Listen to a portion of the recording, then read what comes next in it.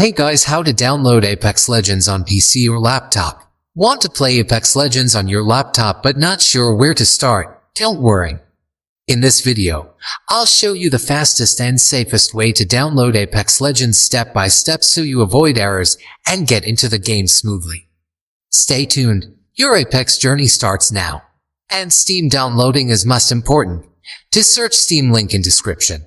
This is the Steam website. Download your Steam here. I already have it downloaded on my laptop. After downloading Steam, open it and create an account. After that, search for Apex Legends in Steam and scroll down.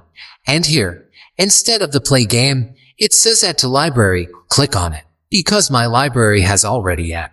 And then click on library at the top and click on Apex Legends here and click on install. If your browser does not have space, then add a browser from here and install the Apex Legends from here.